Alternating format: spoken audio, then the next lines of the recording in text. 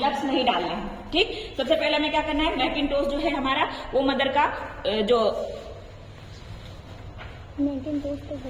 Green colour का जो ये होता है एक बड़ा सा कपड़ा होता है, हाँ रबड़ का, उसको हम नीचे की तरफ ऐसे जो मदर होगी उनको लिथोटॉमिक पोजीशन देते हैं। यहाँ होगा लिथोट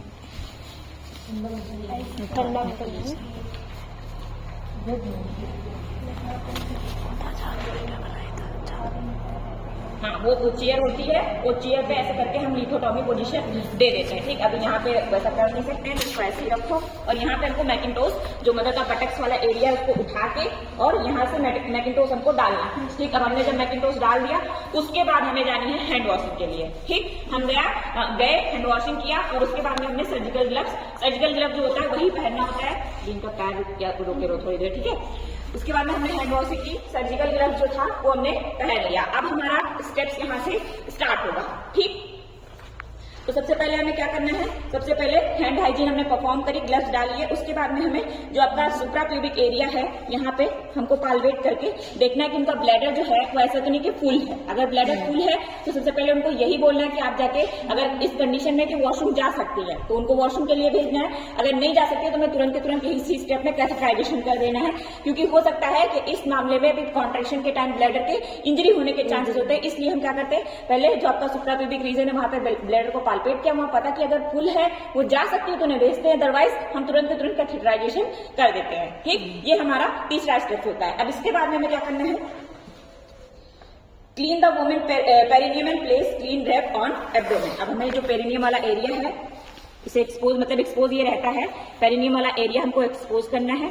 उसके बाद जो ये एरिया है हमको क्लीन कर लेना है। ठीक, हमारे पास जो कॉटन बॉल उसको हमें अच्छे से पूरा का पूरा एरिया माइनोरा से लेके जितना भी आपका पेरिनियम वाला एरिया है उसको अच्छे से क्लीन करना है। एक स्वैप को एक बार ही ट्राई करना है, दोबारा नहीं ट्राई करना है। एक स्वैप लिया, नीचे से ऊपर की तरफ लाए, हमेशा नीचे से ऊपर की तरफ लाया जाता है। ठीक, नीचे से ऊपर की तरफ लाए, फिर इधर से नीचे की तरफ से ऊपर की तरफ लाए और फिर हमने उसको डिस्कार्ड कर दिया। ठीक, आप ऊपर से नीचे की तरफ जा रहे हैं तो भी आपका ये है कि नीचे से एक बार एक स्वेप नीचे से ऊपर की तरफ डालिए और फिर उसको फेंक दीजिए। ठीक, उसके बाद हमें एक क्लीन कपड़ा लेना है जिसको हमको जो ये वाला रीजन है आपका जो यहाँ पे बलवल का लास्ट वाला है जहाँ यूरेथ्रल ओपनिंग होती है, इस वाले एरिया को सपोर्ट करने के लिए हमें एक कपड़ा रखना है। ठीक, एक कपड़ा होता है उसको हम इसे सपोर्ट करने के लिए यहाँ पे डाल देते हैं और यहाँ पे हमको अपनी फिंगर से भी पकड़ के रखना होता है, क्योंकि जब कॉन्ट्रैक्शन आते हैं तो ये एरिया इंजरी ना हो जाए, टीयर ना हो जाए इसमें, इसलिए हमको इसको सपोर्ट करके रखना होता है। ठीक, हम एक फिंगर यहाँ पे ऐसे रखे होते हैं और ऊपर से कपड़ा डाल के रखते हैं। ठीक,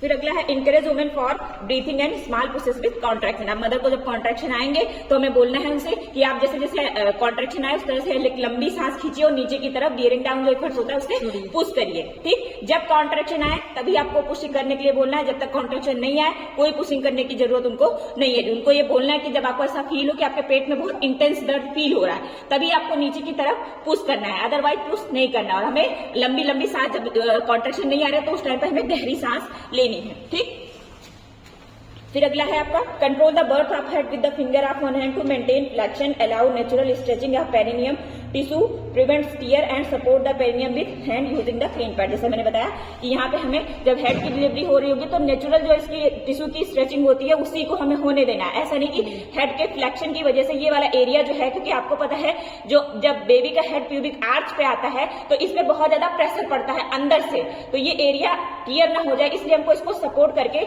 नीचे की तरफ रखना होता है किसी भी टियर को अवॉइड करने के लिए, क्योंकि अगर हम वहां पे सपोर्ट नहीं देंगे तो तुरंत के तुरंत फ्लेक्शन की वजह से यहाँ पे टियर हो सकता है। ठीक, उसके बाद में उनको कॉन्ट्रैक्शन के लिए बोलते रहना है। फिर अगला है वाइप द म्यूकस। अब यहाँ पे बेबी की हेड की डिलीवरी हो गई। ठीक, जैसे हेड बेबी का बाहर आया वैसे हमें तुरंत क्या कर लेना है, गॉथ पीस उठाना है और बेबी का जो हेड वाला एरिया जो भी म्यूकस में तो उसके मुंह पे लगा हुआ सबसे पहले नाक और मुंह से उसका जो भी सिक्रेशन है उसको क्लीन कर देना।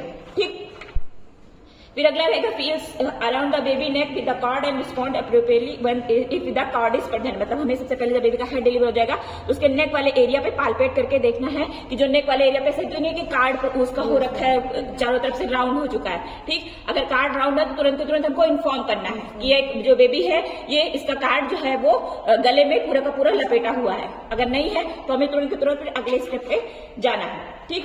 अगला स्टेप हमारा रहेगा allow the baby head turn spontaneously and with the hands either side of baby head, जैसे मैंने बताया। उसके बाद में रिस्टिट्यूशन वाली प्रोसेस होगी, तो जिस तरह बेबी का हेड होगा हमें उसको कोई भी डिस्टर्बेंस नहीं करनी है, हमें बस पोच देना है जिससे कि वो सांस अच्छे से ले पाए। और उसके बाद में क्या करना है कि जो बेबी का हेड जिस तरफ बॉडी होगी उस तरफ अपने आप ही मुड़ जाएगा। ठीक। Support the rest of the baby body with one hand and slides out and place the baby on the mother abdomen, जैसे मैंने बताया। फिर लेटरल फ्लेक्शन करते जैसे एंटीरियर शोल्डर लीवर हुआ, फिर लेटरल फ्लेक्शन करते करते हमें बेबी को बाहर लाना है और बेबी को उठा के मदर के एब्डोमेन पे रख देना है। अभी मदर को बोलना है कि आपके बच्चे की डिलीवरी हो गई है, हमें इन्फॉर्म करना है कि बेबी की जो डिलीवरी हुई है कितने टाइम हुई है, उसको तुरंत के तुरंत बोल देना, वो वहां पे नोट डाउन कर लेंगे। मदर को उस टाइम पे इंकरेज करना है कि आपका बेबी जो है वो अच्छा